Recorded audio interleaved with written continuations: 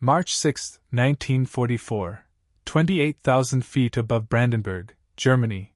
The oxygen mask froze against Major Hans Kogler's face as he scanned the crystalline sky through his Messed Bf-109G6 canopy, leading his mixed formation of fighters toward the bomber stream his ground controllers had promised would be unescorted at this altitude, this deep into the Reich. Akon, Indiana at 12 o'clock high. Single-engine fighters with drop tanks. The warning crackled through his headset in growing panic. Kogler's blood turned to ice water. American fighters, single-engine fighters, here, over Brandenburg, less than 50 miles from Berlin. It was impossible. No Allied single-engine fighter possessed the range to penetrate this far into Germany and return to England. The maximum escort range of the American P-47 Thunderbolt was Archon, barely scratching German airspace. The twin-engine P-38 Lightning could reach Hanover on a good day, but Brandenburg, Berlin itself, this shattered every calculation, every assumption, every defensive strategy the Luftwaffe had built since the American daylight bombing campaign began. As Kogler watched the glinting silver shapes grow larger, their distinctive squared wingtips and sleek profiles becoming unmistakable, he understood with crystalline clarity that he was witnessing the beginning of the end. These were not the stubby Thunderbolts or twin-boomed Lightnings they had learned to engage at the extreme edge of their range. These were North American P-51B Mustangs, and they moved through the sky with the easy confidence of predators who knew they had fuel to burn, altitude to spare, and all the time in the world to hunt. 730 heavy bombers of the 8th Air Force were approaching Berlin, not the usual feint toward the capital before turning to secondary targets, but a direct assault on the heart of the Third Reich. And for the first time in the history of aerial warfare, single-engine fighters would escort them all the way there and all the way back. What Kogler and his formation of 7 twin-engine Mi-10 and 41 miles 1000s and 9s did not know was that this moment would trigger the most profound psychological collapse in the history of military aviation, a complete destruction not just of aircraft and pilots, but of the very belief system that had sustained German air superiority since 1939. The mathematics of annihilation were being written not in the conference rooms of the Air Ministry but in the contrails streaking across the Brandenburg sky at Angels 28. The shock had actually begun building weeks before, though few in the Luftwaffe High Command had connected the dots. On January 11, 1944, Major Hermann Graf, commanding JG-11, had encountered American single-engine fighters near Brunswick, 150 miles deeper into Germany than they should have been able to fly. His after-action report suggesting these fighters must have refueled at secret bases in Sweden was dismissed by Berlin as combat fatigue affecting judgment. But the sightings multiplied, Hanover on January 29, Magda on February 3. Each report pushed the known envelope of American fighter range further east, and each was met with official denial. The Reich Air Ministry issued a directive on February 15 stating categorically that reports of American single-engine fighters beyond the Ruhr are misidentifications of twin-engine P-38s, or friendly aircraft. Pilots making such claims would be subject to medical evaluation. The truth was far more disturbing than Swedish conspiracies or pilot hallucinations. At Wright Field in Ohio, American engineers had achieved what German technical experts had declared physically impossible, extending the P-51B Mustang's combat radius to over 650 miles using expendable auxiliary fuel tanks. The mathematics seemed to violate the basic laws of aerodynamics. A single-engine fighter carrying enough fuel to fly 1,300 miles while maintaining combat performance was, according to German calculations, an engineering impossibility. Hetman Heinznock, who commanded the 2nd Squadron of Jägerschwader 11, wrote in his diary in early 1944, "We had calculated precisely. The American single-engine fighters could escort their bombers 280 miles from their bases in England, no further. This gave us all of central and eastern Germany as a hunting ground where we could attack the bomber streams without interference. It was simple arithmetic. Fuel capacity divided by consumption rate equals range. The Americans could not change the laws of physics. But the Americans had not changed the laws of physics. They had simply applied them more creatively than anyone in the German High Command had imagined possible. The secret lay not in the aircraft itself, but in two revolutionary innovations that German intelligence had either missed or dismissed as propaganda: the Packard-built Merlin engine and the British-designed paper drop tanks. The Packard 51650-3 engine in the P-51B was not merely a licensed copy of the Rolls-Royce Merlin. It was an improved version, manufactured to tolerances that exceeded even the original British specifications.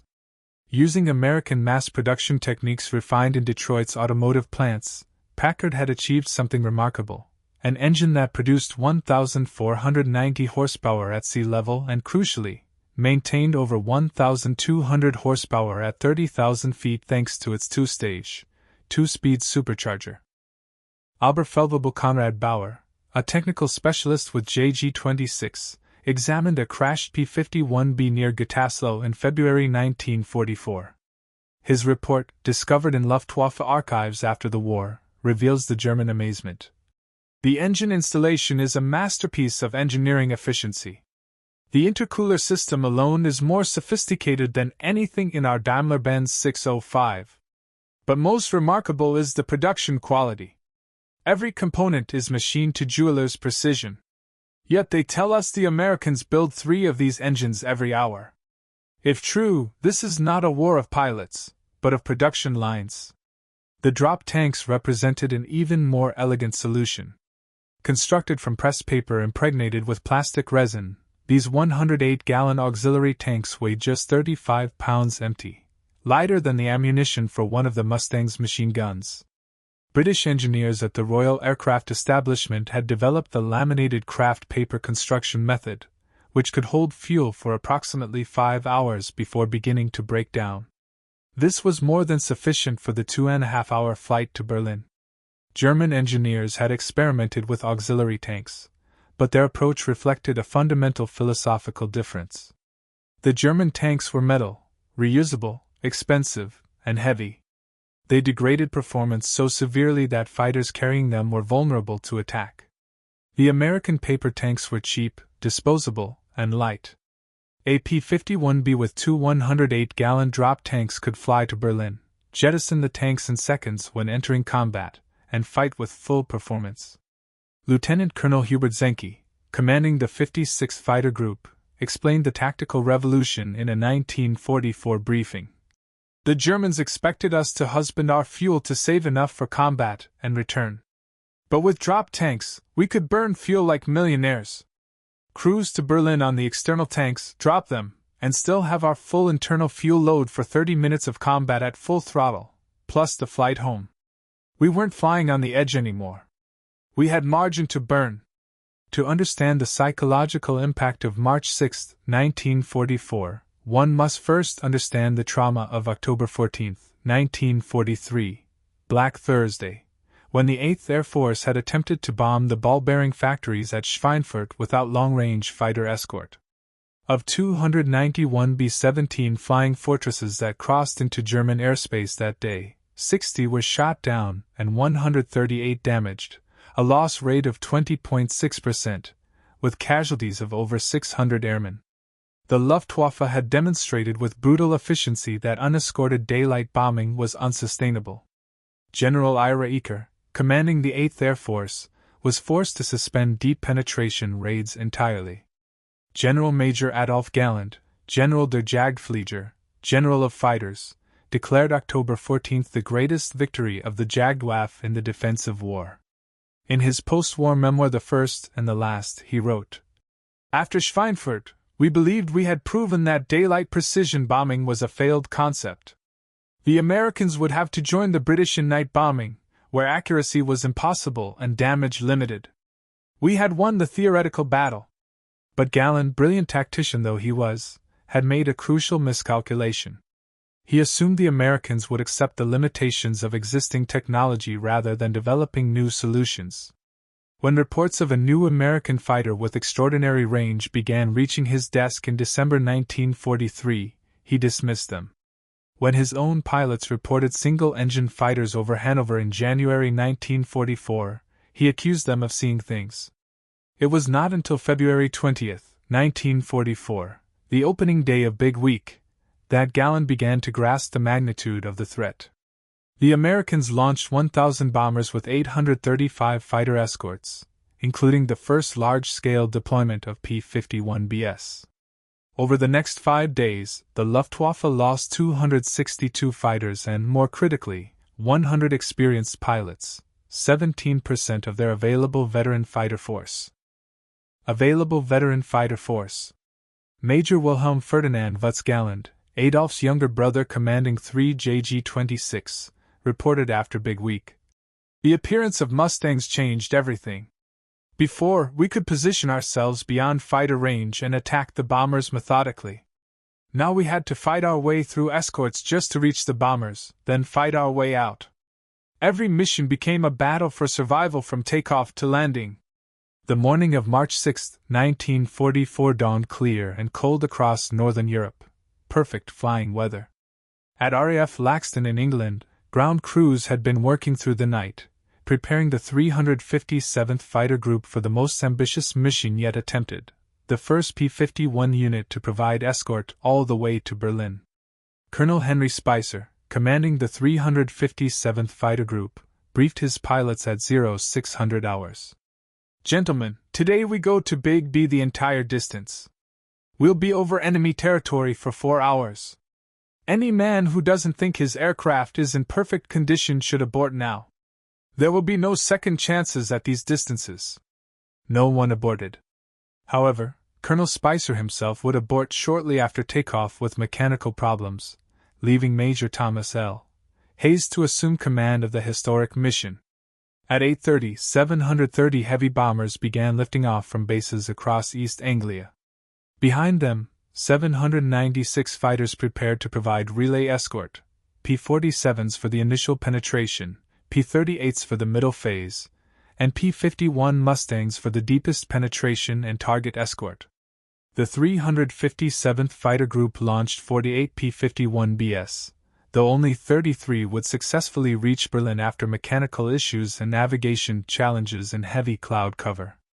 In Germany, the Reichsjagdführung Reich air defense radar stations began picking up the massive formation as it assembled over the North Sea. The plotters at Dobritz, the primary fighter control center for Berlin's defense, initially assessed this as another feint. The Americans had approached Berlin before but always turned away to hit targets in western Germany. Oberst Hannes Trautloft, commanding the 2nd Fighter Division responsible for Berlin's defense, studied the plot and made a fateful decision. He would hold his fighters on the ground until the bombers committed to their target. No point in wasting fuel if this was another deception. At 11:30 hours, the lead bombers crossed into German airspace near Arnhem. The escorting P-47s engaged German fighters rising from bases in Holland and western Germany. Everything proceeded according to the established pattern. The Luftwaffe pilots engaged cautiously, waiting for the moment they knew must come, when the American escorts reached their fuel limits and turned back. At 12:55 hours, as the bomber stream approached Berlin, Major Hans Kogler led his mixed formation to intercept what they believed would be unescorted bombers. His force consisted of 7 Messid Bf-110 night fighters that had been pressed into day's service along with 41 single-engine Bf-109s. German controllers had tracked the P-47s turning back and assumed the bombers were now vulnerable. Major Thomas Hayes, leading the 357th Fighter Group's 33 Mustangs that had reached Berlin through difficult weather, later described the moment in his combat report. "We broke through the cloud layer to see B-24 Liberators below and to our left. Simultaneously, we spotted approximately 40 enemy aircraft positioning for attack, Me-110s and Me-109s. They hadn't seen us yet. We had altitude advantage and complete surprise." The German formation, focused entirely on the bomber stream, never saw the Mustangs until it was too late. Hayes dove on the enemy fighters, calling out, "Greenhouse Squadron, this is Greenhouse Leader. Bandits at 2 o'clock low, drop tanks and attack." Feldwebel Jenmüller of JG-11, flying one of the escorting Bf-109s, survived the encounter and later described it. "We were in perfect position just beginning our attack dive on the bombers when tracers flashed past my canopy. I looked up to see single-engine fighters with American markings diving on us from above. It was impossible. We were over Berlin. My first thought was that these must be captured aircraft, some kind of deception. But then I saw the drop tanks falling away, dozens of them, and I knew these were real American fighters with range we hadn't imagined possible. What followed was not a battle, but an execution. The German fighters, caught completely by surprise and out of position, scattered in confusion. In 12 minutes of combat, the 357th Fighter Group claimed 20 enemy aircraft destroyed without losing a single P-51. Hayes himself shot down a Bf-109 at low level near Welsen, then led other Mustangs in strafing a German airfield. At his estate at Karenhol, 50 miles north of Berlin, Reich Marshal Hermann Göring was having lunch when the call came through from General Adolf Galland. American fighters were over Berlin. Single-engine fighters. You're mistaken, Galland, Göring said flatly. Check your reports again. Herr Reich Marshal, I have visual confirmation from multiple sources. P-51 Mustangs are engaging our fighters over Potsdam at this moment. Göring's rage was volcanic. According to his aide, Ausbern von Brauchitsch, who was present, the Reich Marshal threw his wine glass against the wall and screamed, "This is treason! Sabotage! The pilots are lying to cover their cowardice. I will have every man who makes such claims court-martialed." But even as Göring raged, the evidence was undeniable. From his own estate, he could see the contrails over Berlin, hear the distant thunder of aircraft engines at full power. His aide would later testify that Göring stood at the window for nearly an hour, watching the sky, saying nothing. That evening, Göring issued his most infamous order of the air war. Any pilot who claims to have seen American single-engine fighters over Berlin is to be arrested for cowardice and spreading defeatist propaganda. The maximum range of American fighters is the Ruhr. This is a scientific fact. The order created chaos in fighter units already reeling from their losses. Pilots who had just survived combat against P-51s were now being threatened with court-martial for reporting what they had seen.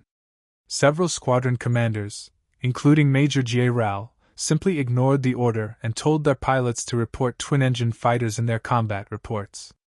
General Major Galland, in a heated conference at the Air Ministry on March 8, presented Göring with a piece of a P-51's drop tank, clearly stamped, "Made in USA," and recovered from a field near Magdeburg. Göring's response entered Luftwaffe legend. "I don't care if you bring me a whole Mustang on a silver platter. The Americans cannot escort to Berlin. It's scientifically impossible." It was at this point, according to Galland's memoirs, that he knew Germany had lost the war. Later at Nuremberg, Göring would admit, "When I saw American fighters over Berlin, I knew the jig was up." For individual Luftwaffe pilots, the appearance of Mustangs over Berlin represented not just a tactical surprise but an existential crisis. These were men who had been told repeatedly that they were defending an impregnable fortress, that German science and engineering were superior to anything the Allies could produce. Hauptmann Heinz Noka, commanding 2nd Squadron of Jagdgeschwader Veda 11, wrote in his diary on March 7, 1944, "Yesterday changed everything.